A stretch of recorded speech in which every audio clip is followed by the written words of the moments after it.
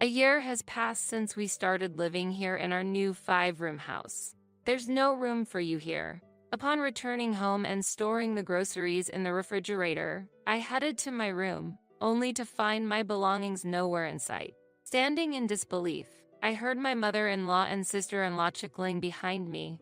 Following my mother-in-law, my sister-in-law declared, "We'll be using this space from now on, so please leave," leaving me utterly astonished. It seems my belongings were moved elsewhere by them. "Where did you take my things to?" I asked, only to be met with their laughter. "They're in a storage unit. If you don't collect them within a week, we'll dispose of them," they responded, with my mother-in-law tossing a paper with the storage details at me. Catching the fluttering paper, I looked at my mother-in-law and sister-in-law. Now, only the three of us were in the house, and confronting them would mean a certain defeat. Thus, my only option was to leave. "Understood. Take care." With those words, I gathered my remaining belongings and returned to my parents' home. However, I couldn't just do nothing. Since my mother-in-law and sister-in-law seemed oblivious, they were bound to face consequences. My name is Mandy. Currently, I'm living with my husband, Fred, in a new 5-room house. We met in college, sharing the same major and year. Furthermore, we were in the same literary club, which quickly brought us closer. Fred had started living alone upon entering university, and though I visited his place several times, it was always immaculate. One day, I remarked, "Your room is always so tidy, Fred. It's very comfortable." He bashfully confessed, "Actually, my mom and sister aren't good at cleaning. But my dad and I like things neat, so we took on the cleaning and got quite good at it." At that moment, I complimented his cleanliness, unaware of how indifferent his mother and sister were. This became apparent only after we started working, saved up for marriage, and eventually tied the knot. Shortly after our marriage, we decided to visit our families during Christmas, starting with Fred's parents. That's when I realized that Fred's tidiness wasn't just a preference but a necessity due to his mother's and sister's lack of concern compelling him and his father to clean. Perhaps because of Christmas, chocolate packets littered the hallway, and finished orange peels were scattered on the floor. Though I was about to say "excuse me," I froze in place. Fred, equally shocked, suggested, "Let's go out for a meal, just Dad and us." He proposed visiting a friend's restaurant that was open during Christmas, taking his father and me there. The three of us enjoyed a delicious meal, momentarily forgetting the state of the family home. Unexpectedly, my mother-in-law and sister-in-law, Amy, showed up at the restaurant, questioning, "Why did you leave us behind?"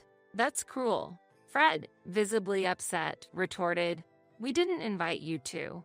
Besides, how can you be okay with such a dirty house?" The two women exchanged glances. Their glamorous attire starkly contrasted the cluttered hallway, so I pondered how they could be so meticulous about their appearance yet neglect their home's cleanliness. Amy excused herself, saying, "Dad always takes care of the cleaning, doesn't he?" However, Fred's father retorted with a heavy sigh, "Do you expect me to clean while I'm down with a fever on Christmas Eve? You neglect to take care of me and mess up the house during the holidays."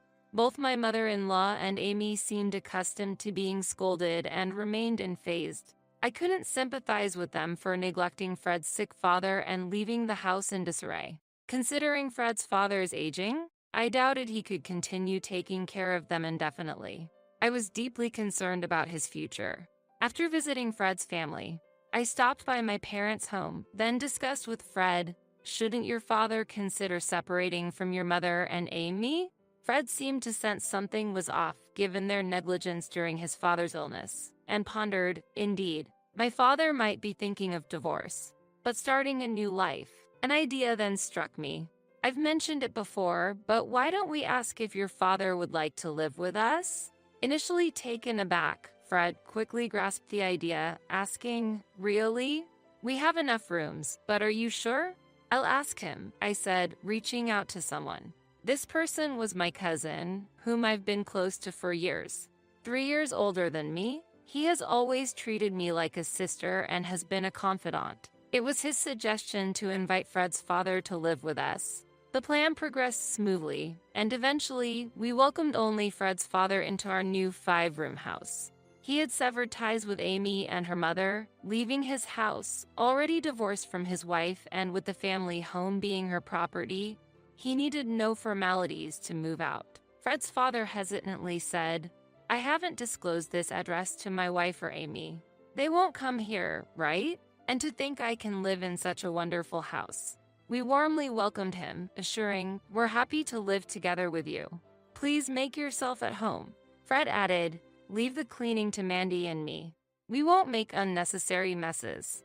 To welcome him. At that time, we believed there would be no further involvement with his ex-wife and Amy. However, 9 months after moving in, my mother-in-law unexpectedly showed up with her belongings, declaring, "I'll be living here from today." We were stunned she knew our address and inadvertently let her in with her sudden arrival. We conveyed to her the difficulty of living together, but she resisted, clinging to the sofa. "I can't return to my former home.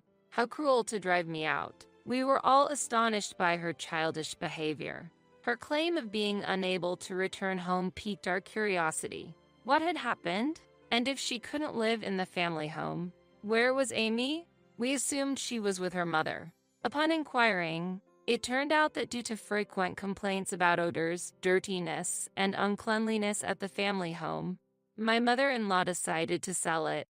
Meanwhile, Amy, planning to live in a new apartment with her mother, found a boyfriend and opted to move in with him, leaving her mother behind. The sale of the house was decided, and my mother-in-law had spread the word among relatives.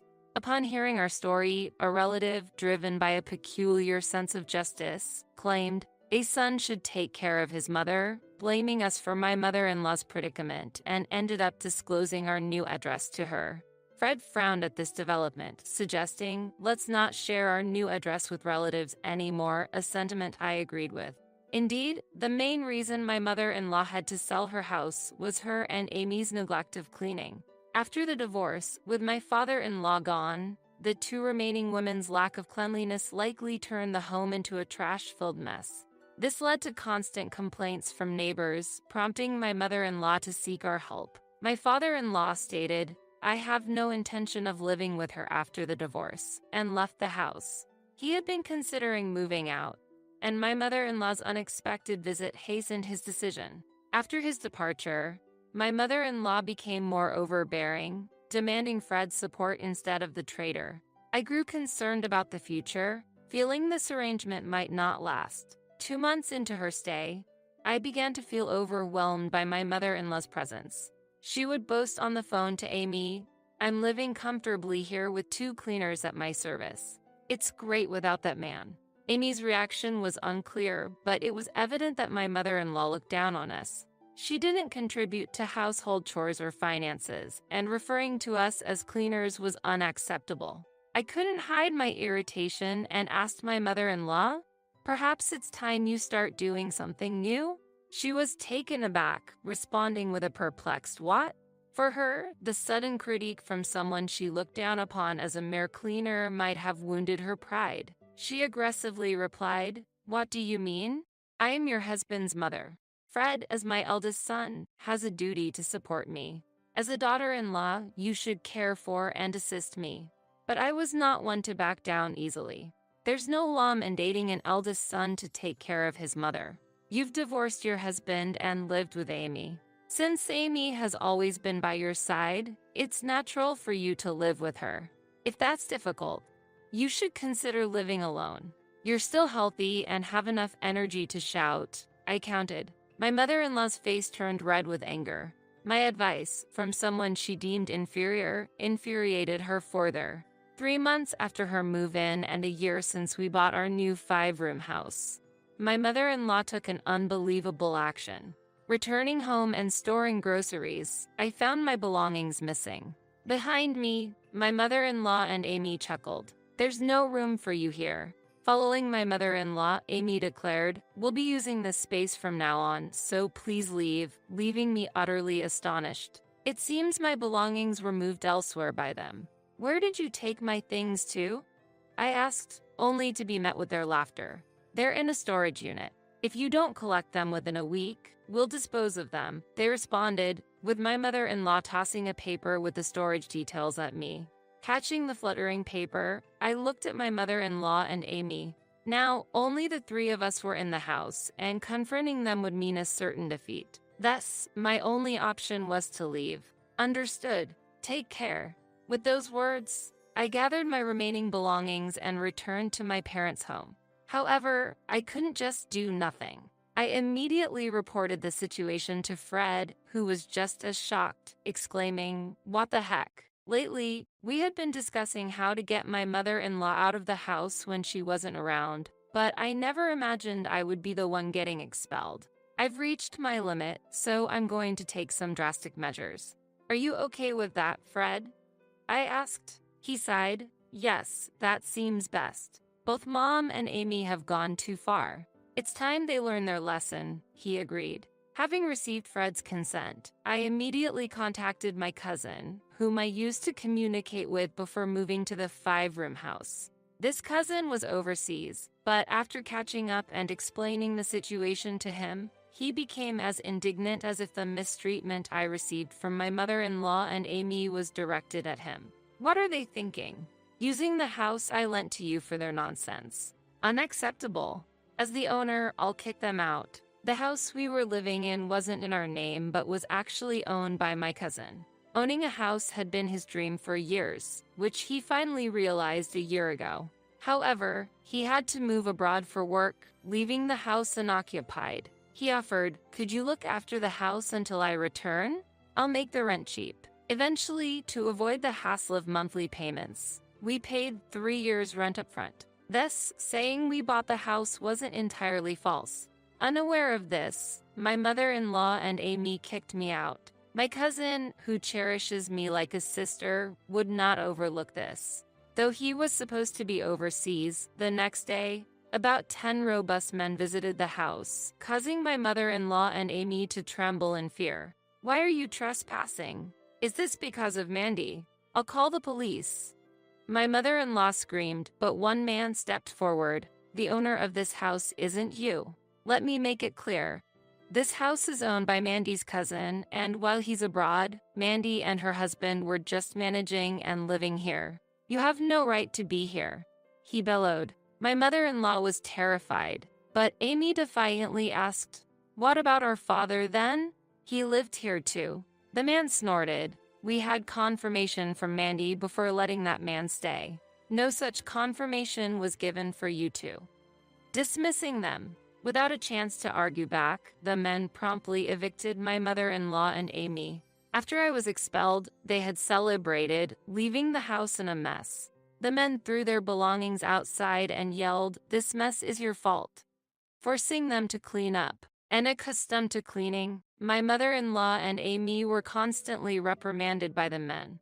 Eventually, they were warned, "You've complained about the house. There are damages on the walls and floors. Why is the kitchen so scorched? We'll be demanding compensation, so wait for our contact." We had taken photos of the house's condition right after my mother-in-law arrived, so we could prove which damages were their fault. They must have known they were responsible for the mess. After being evicted and faced with a compensation claim, my mother-in-law and Amy reached out to me and my cousin, the house owner.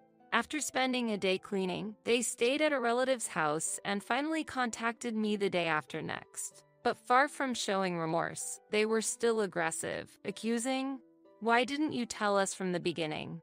If you had informed us first, this wouldn't have happened." I sighed deeply. Everyone in the room could hear as I put the phone on speaker mode. Internally, I thought, these people never learn, and said, "Mother, there's someone here who wants to talk to you," handing the smartphone to my cousin who had unexpectedly returned from overseas. My cousin, with a stern voice over the phone, said, "What kind of attitude is that? You trash my house and still speak like that. It seems the lesson with my former rugby mates wasn't enough for you," he told my mother-in-law in a grave tone. My mother-in-law, not expecting my cousin to be nearby, was shocked and then consistently begged for the compensation to be waived. However, my cousin dismissed her, saying, "You're an adult. You need to take responsibility for your actions," and hung up the phone. Since my cousin has no immediate plans to return to the US, he decided to sell the 5-room house after getting it cleaned. My mother-in-law and Amy paid the cleaning and inconvenience fees, which was a significant burden for them as they were unemployed and working part-time respectively. Then Amy turned to her boyfriend for help. Well, it seems Amy had unilaterally ended things with her boyfriend's family due to incompatible values and showed up at our place. But since she had no money, she had no choice but to rely on him. As a result, after helping with the money, he demanded, "Since I helped you financially, become my wife and bear my children." Amy had no choice but to marry him. And it seems my mother-in-law put her to work at their home. It's a terrible situation, but neither Fred nor I have any intention to help. As for us, the construction of our new home that we had been planning since living in my cousin's house is complete, and we've finally started our life here. We haven't shared our address with relatives, so there's no worry about my mother-in-law or Amy showing up unexpectedly, and we're enjoying peaceful days.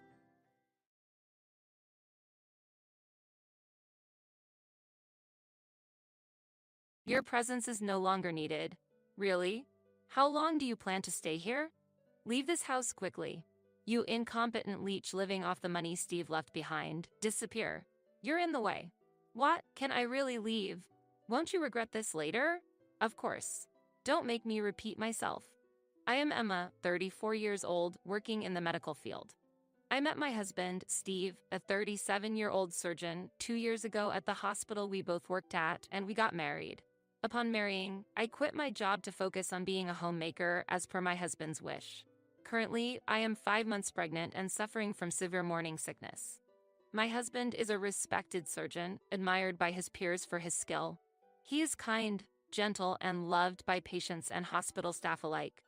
Our marriage is strong, and he is incredibly supportive, actively helping with household chores without a single complaint. Despite his demanding job, his dedication to our family is something I am deeply grateful for. The only concern I have is related to my in-laws. Hey, Emma, I have a request. I'd like to live with my parents and my sister Abby. My dad needs care, and I want to support them as much as possible. It will also reduce the burden on my mom. Plus, with a baby on the way, having extra hands will be helpful for you, and it might make it easier for you to return to work. What do you think? That sounds good to me. I'm okay with it. Steve's family is kind, and if I can help take care of your father, it will lighten the load on your mom and Abby. Thank you, Emma. That means a lot to me. My mother-in-law has always been kind to me, and my sister-in-law Abby left a good impression during our family's meeting and our wedding, so I was confident we could build a good relationship. Thus, upon getting married, I started living with my in-laws and sister-in-law Abby. However, this shared living situation would soon change my life. One day, not long after we started living together, I was lying in bed in my room, still suffering from severe morning sickness, when I was called to the living room by my mother-in-law. My husband had left for work early in the morning, and my father-in-law was resting in another room, so it was just me, my mother-in-law, and sister-in-law Abby in the living room. My mother-in-law, usually calm, looked stern. Feeling tense, she suddenly spoke up. Emma, you're hardly managing the household chores, and yet you're lazing around in bed? Since you're not paying rent, I want you to contribute $5,000 to the household every month. This was the start of an incomprehensible discussion. I'm sorry, I've been suffering from continuous morning sickness and have hardly been able to get out of bed. I feel terrible for relying so much on you and Abby for household chores, but I thought I was contributing enough each month. Well, enough. You think a mere $2,000 is enough? We're letting you live here because we thought you'd help with the housework and take care of our father. You're not helping at all. Why did my son even choose someone like you as his wife? There's no need to say something so harsh. When I was young, regardless of morning sickness or anything else, I dedicated myself to my new family. You need to put in more effort. And I'm tired of taking care of that man. That's why I suggested to Steve that we all live together. Steve is a doctor, so $5,000 a month shouldn't be a big deal, right? Well then, I'm counting on you. We're going out for a bit, so take care of the housework and take care of our father. Useless sister-in-law. Saying this, the two of them left. I was shocked by their sudden change of attitude, as I thought we were getting along well. Despite not feeling well, I couldn't just sit around. So I managed to suppress my discomfort from the morning sickness and started cleaning, doing laundry, and preparing meals for my father-in-law. My father-in-law, though unable to move his lower body, did not show signs of dementia and communicated well. He seemed to feel guilty about me taking care of everything alone, especially considering my pregnancy. I'm truly sorry that you have to take on everything, Emma. Considering the baby and your own health, I wish it wasn't so burdensome for you. It's okay. Steve is very supportive, so I don't feel burdened at all. Besides, I enjoy the time I spend talking with you. I'm really grateful, my father-in-law said, tears welling up in his eyes, expressing his gratitude.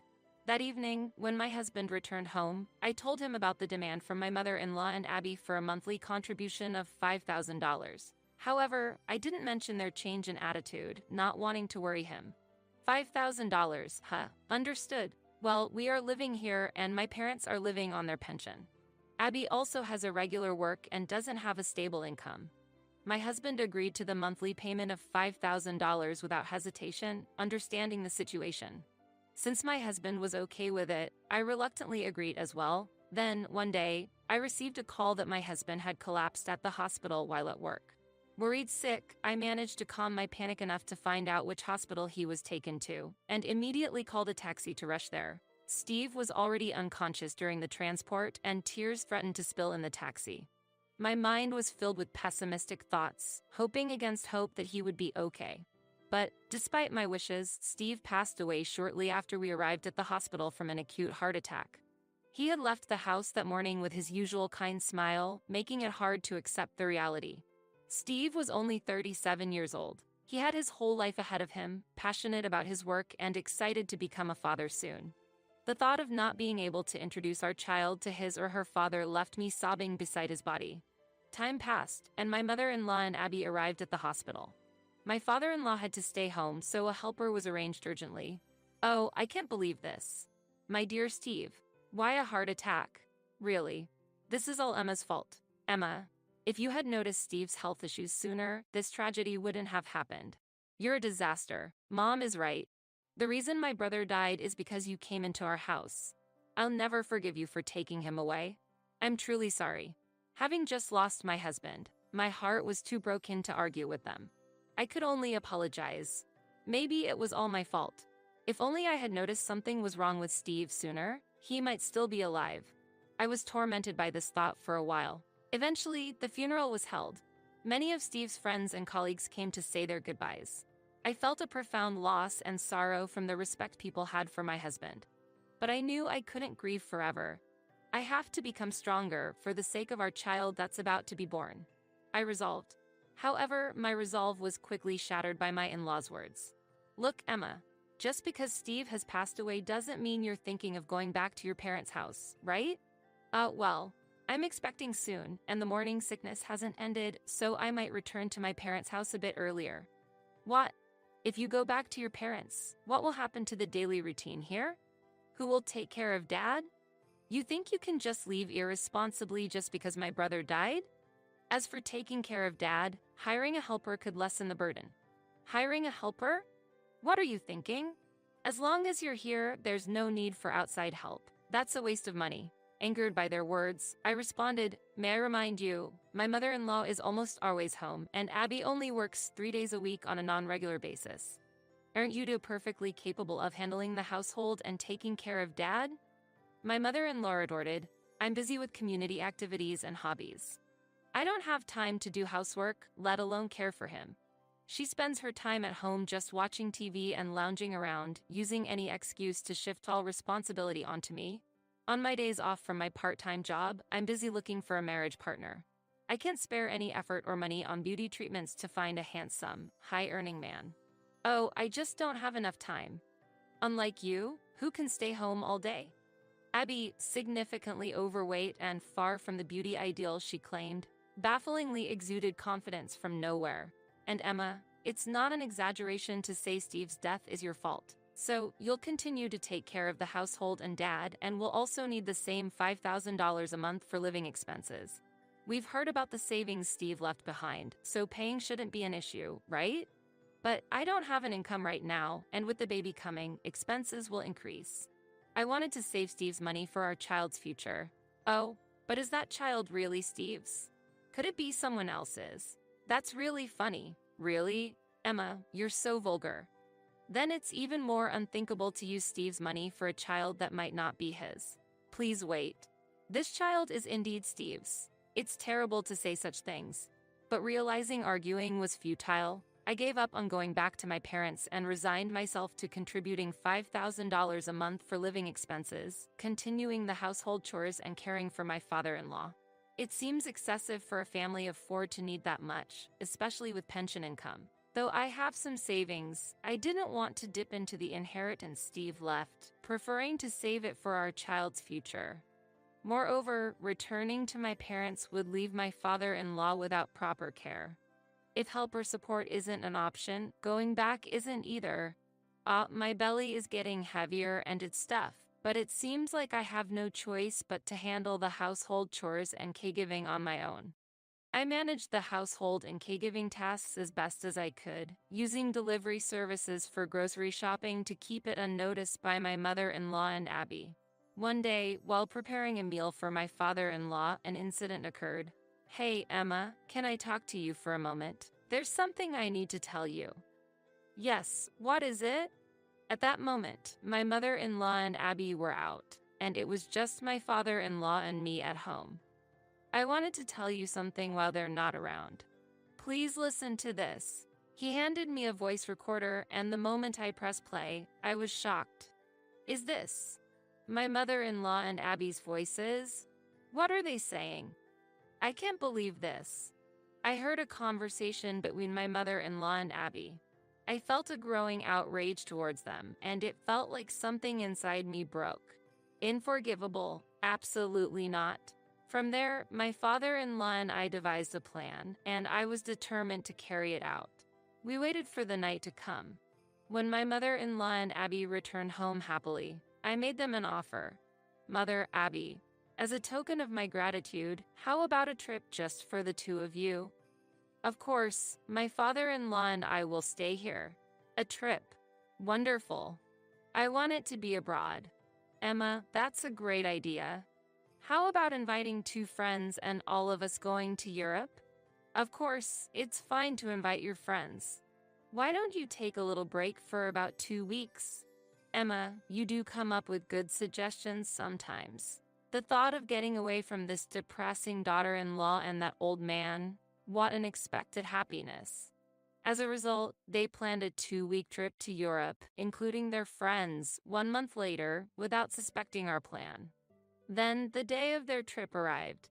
After seeing off the 2 who left in high spirits, I immediately started preparing to leave this home. Being in the later stages of pregnancy and unable to carry heavy items, I called my mother to help me. After telling my parents everything, they expressed their anger towards my mother-in-law and Abby but warmly welcomed me to come back home. Then, after completing the moving preparations, I expressed my gratitude to my father-in-law. Though it was for a short time, I am very grateful for your care. After Steve passed away, you were the only one who always spoke to me with warmth. I am the one who should be grateful, Emma, for your caregiving. I'll be living in a care facility from now on, so don't worry. All that's left is to wait for those 2 to receive their just desserts. 2 weeks passed, and the day they returned from their trip came. While I was peacefully staying at my parents' house, my phone rang. My mother-in-law's name appeared on the screen. When I answered, she demanded I return home immediately, so I reluctantly agreed. Welcome back, Mother. Did you enjoy your trip to Europe? Enjoyed it? That's not the point, Emma. We were happy to go on the trip you gifted us, but why are we being billed for it? There's a bill for $20,000. I thought it was lucky it only came to $20,000 for 4 of you. I was expecting it to easily exceed $30,000 with such luxurious accommodations. What are you talking about? Boyfriend? We just invited some friends from the neighborhood, and it was just the 4 of us. Oh, is that so? But I have evidence here. Please have a look at the envelope on the living room table. My mother-in-law and Abby were then confronted with a report from a detective. What is this? You tricked us by hiring a detective, you sly woman. No, it wasn't me who hired the detective. It was my father-in-law. What Dad did? Yes, it was actually my father-in-law who had requested the investigation. One day, he grew suspicious of my mother-in-law and Abby's behavior and installed a hidden microphone in the living room to eavesdrop on their conversations. Listen, Mom. Last night, I went on a date with a charming man who earns over $1 million a year. He's married, but he showed a lot of interest in me and came on to me strongly. I ended up not coming home until morning. I'll make him divorce his wife and take him for myself. That's wonderful, Abby. Go ahead and get that man for yourself. I also hope my wealthy lover will divorce his spouse soon and become mine alone. Then, eventually, we'll leave this place and start a luxurious life. In fact, they were involved with married men and planning to leave my father-in-law behind and move out of the house. Furious with this revelation, my father-in-law and I planned the trip as a strategy. He expected them to bring their affairs along on the trip and hired a detective to investigate during their absence. The investigation revealed that the friends accompanying my mother-in-law and Abby on the trip were, in fact, their extramarital lovers. Well, now that it's out, there's nothing else to do but to give up. I'm going to divorce your father and kick that man out of the house. And you, Emma, are no longer needed here. Really? How long do you plan to stay? Leave this house immediately. Leave, you worthless person living off the money Steve left behind. What? Can I really leave? Won't you regret this later? Of course. Don't make me repeat myself. Also, regarding the cost of the trip, you will be bearing it yourself. While I suggested the trip, I never mentioned it would be a gift. Humph, if it's about $20,000, I'll just have my wealthy lover pay for it. Is that so? Additionally, my father-in-law has already moved to a facility. Thank you for everything. Goodbye, and please do as you wish. Thus, I returned to my parents' home, feeling refreshed. After spending some peaceful time at home, one day, my mother-in-law and Abby unexpectedly showed up at the entrance. Emma, we apologize for our behavior up to now. Please come back, sister. I sincerely apologize for everything I've said and done. We really want you back. Oh, what brings both of you here? Why has it come to this? Our relationships outside were exposed, and the spouses are demanding a large compensation from us. I live on a pension, and Abby is in irregular employment with little savings. We don't know how to handle this. In fact, my father-in-law had sent the detective's report to the families of the lovers, resulting in a massive demand for compensation from them. Additionally, they were being sued for compensation for infidelity by my father-in-law as well. Moreover, we haven't settled the $20,000 for the trip yet. Could you possibly share Steve's inheritance with us? I categorically refuse. You treated me like a servant all this time. I cannot forgive you. Besides, the monthly living expenses of $5,000 were being paid out of my own savings, not from Steve's inheritance. What? You had that much in savings? I thought you worked in medical administration at a hospital. No, my daughter is a distinguished doctor at our hospital. My father, who is the director of a large hospital, appeared and informed them of the reality. Yes, I am his daughter and was working as a surgeon, recognized for my achievements and expected to succeed him as the director of the hospital. Steve and I were united by a romance that began at the same workplace. Recognizing the situation, my mother-in-law said, "Then, all the more reason we want you to come back, Emma. The future director of the hospital, please save us from our plight. We're going to suffer under debt. Please help us." Sister-in-law, they pleaded with tears. However, I firmly refused and securely locked the door. The commotion led to a neighbor calling the police, and they were eventually taken away in a police car. Later, my mother-in-law and Abby were demanded to pay compensation by the spouses of their lovers. My mother-in-law also had to pay compensation to my father-in-law. They were also reminded to pay for the trip, resulting in significant debt. The scandal spread throughout the neighborhood, forcing them to move. They now live in a small apartment, juggling multiple jobs to pay off their debts. A deserved outcome.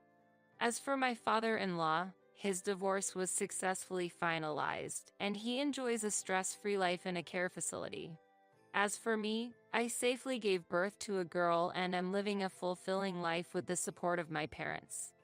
Next month, I plan to return to work, placing my daughter in daycare. I intend to carry on Steve's legacy, moving forward as both a